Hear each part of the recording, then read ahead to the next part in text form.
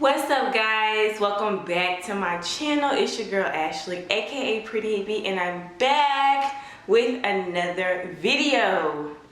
What's up, guys? As you can tell by the title of this video, I'm going to be sharing with you guys 5 tips to keep your locks moisturized in this blazing heat, because I don't know where you're from, but where I am, it's hot, and I mean hot, okay?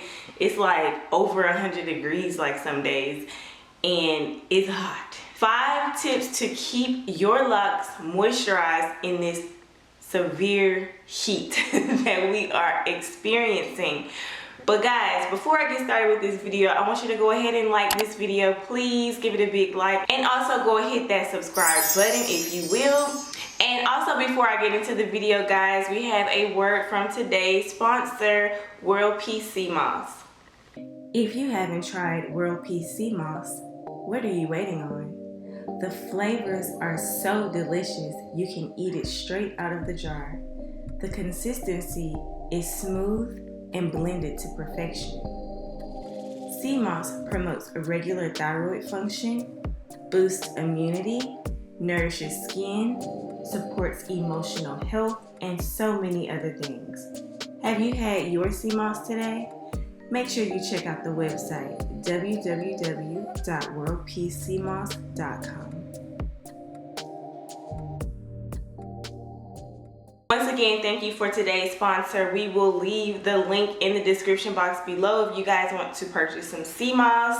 I have been using sea moss every day for the past year during pregnancy and while nursing, and I can say it's definitely a staple in my routine. Okay, I do not go one day without my sea moss, and as you heard in the video, all of the benefits. So yeah, I'm gonna leave that in the description box below, guys. But let's get into why you actually clicked on this video.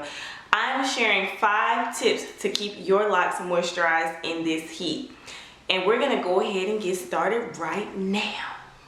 Tip number 1, mist your hair with water every single day, okay? And this is my first tip because obviously I have curls in my hair, right? So with that being said, I noticed that when I don't mist my hair with water, my hair is like a lot drier, and I'm like almost ready to just like say forget it and just, you know, wet my hair.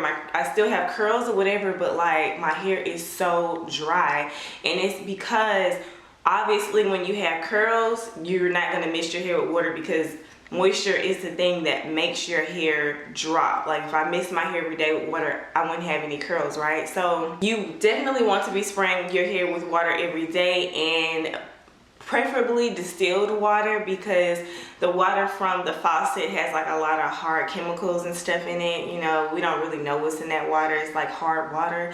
So using distilled water is the best option. So just using a spray bottle and like spraying your hair with water every day, misting it before you leave the house, and choosing styles that allow you to do that, you know, like maybe like 2-string twist, or, you know, updos, styles like that. Obviously this is not a summer hairstyle, and I was not thinking about that when I actually did it, but now I know, like, probably won't be getting curls anymore because I need my locks to be moisturized, okay? I can't have no crunchy french fries. Tip number 2 is to use oils more frequently and like do hot oil treatments on your locks. I know some people don't like to use a lot of oils, but if you've been following my channel for a long time, you know I use oils all the time. I've never had a problem with buildup from oils, but some have. But I feel like I would rather use like products to keep my hair soft, as opposed to the people who don't use like oils and stuff and have dry locks that break. Because I've heard a lot of people say their locks break, and I've never had that issue because I always keep my locks moisturized. Now that I'm on the drier side of things, I can see how, you know, if your locks were dry, your hair would be more prone to breaking. That's what we want to avoid in this heat, is breakage, okay? That's why we want to try to retain as much moisture as we can, because we know dry, brittle hair does lead to breakage. So using your oils more frequently. If you use oils like 3 times a week, maybe up it up to 4 or 5, you know, just make sure your hair is moisturized at all times. And when you put your hand in your head, you can feel the oil. Once again, I cannot, because I was not able to, you know, spray my hair. That's how we seal the moisture in with the oil. So I got a lot of work to do on my hair right now, okay?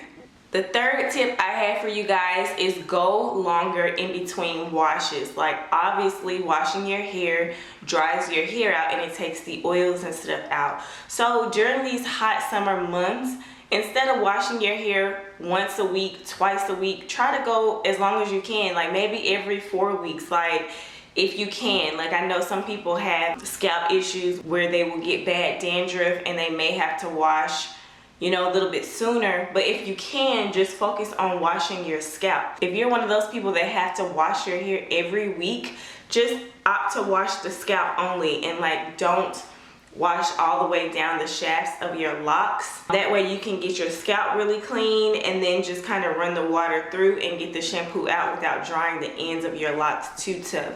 So I will say go as long as you can in between washes. I know that's a stretch for some, going 4 weeks, but I've done it. I've had this style in for about 3 weeks now, I think. My hair is still curly. Obviously, I haven't washed it, and I think it looks pretty decent. So yeah, this is what unwashed locks looks like. Mine doesn't look that bad, so I'm able to go a little bit longer. Like I said, if you have to wash your hair, just, you know, shampoo your scalp and you'll be just fine.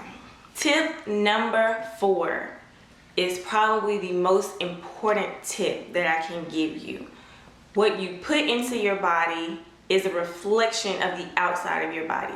So you want to drink more water, up your water intake, especially during these hot months, and that will help keep your hair moisturized.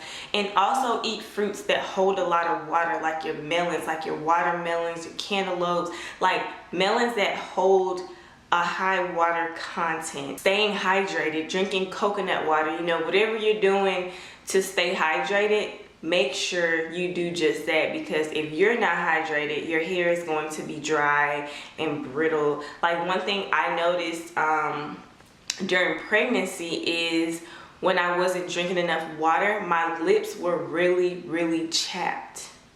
Really chapped. And that's actually how I found out I was pregnant with my 3rd baby. It's really weird. Like, I could never get my lips moisturized, and I was, you know, like, why are my lips so freaking chapped? Like, he was sucking the water out of my insides, I guess. I don't know. But my lips were so chapped, and I was like, something's going on here. That was one of my first signs of pregnancy, was dry lips, and then having to like pee every 2 minutes, with that being obvious. The dry lips caught my attention, but it was like the constant pee that was like, yeah, you about to have your 3rd baby. But anyway, life goes on. So yeah, stay hydrated, drink your water, drink your coconut water, eat your fruits and vegetables, stay as healthy as you can, make sure you are taking your CMOS. And yeah. Tip number 5, the last tip I have for you guys, is don't be scared of leave-in conditioners. Like, once again, I know a lot of people don't use leave-in conditioners on their locks because they're scared of buildup. However, I'm 5 years into my lock journey, and I've tried all of the things that people told me to do with my locks. Like, don't use leave-in conditioners, don't use too many oils, don't do this, don't do that. But the main one was don't use conditioner. However, I found that as my locks matured, it was harder and harder for me to retain moisture in my locks, because your locks are so tight now that it's just hard to moisturize locks, and that's just what it is. Like, they're really tight strands of hair that are matted together, So obviously it would be harder to moisturize locks than it would be to moisturize a loose naturals hair, because I've been both. I was natural before I got my locks, and moisture was nothing for me with my loose natural hair. But when I got locks, I noticed that I needed to, you know, continue to do the same thing that I was doing with my loose hair, because once again, I didn't want my hair to break and become brittle. And you'll hear these stories of people that always say, oh, my locks came out, like I lost a lock and your locks break. Like, I'm 5 years in. I'm not gonna say that it won't happen, but it hasn't happened to me yet. Like, my lock has never weakened and broken off, and I think that's because I have a very good moisture routine. So when you use a leave-in conditioner, it can be like a water-based spray, or you can use like the cream and dilute it a little bit. I've even used regular conditioner and just diluted it with water, and then at the same time, the next time I wash my hair, I may say, you know, F it, and just use the conditioner like regular, and I've had no problem with it. And I've noticed that when I started using conditioner and leave-in conditioner on my locks were a lot softer. They would hold the moisture for longer periods of time. I didn't have to go in and, you know, use oils every single day. I could just kind of skip days, and that's when I kind of started doing oils 3 times a week, because my base was strong. Like, I would shampoo my hair, I would put my conditioner in, then put a plastic cap on, you know, while I'm showering, let the steam, you know, hit the head, whatever, turn the shower real hot, nice hot steamy shower, then rinse my conditioner out, and I'm good to go. And I have not had any problems with doing that. So that's my last tip for you guys. That's pretty much it for this video. Not too long, right? Because normally I like to ramble in my videos and make them like 50 minutes. Not today. Somebody told me that. It was like, you ramble a lot. And I'm like, yeah, I know I do. That's why I have a YouTube channel, so I can freaking talk my head off, right?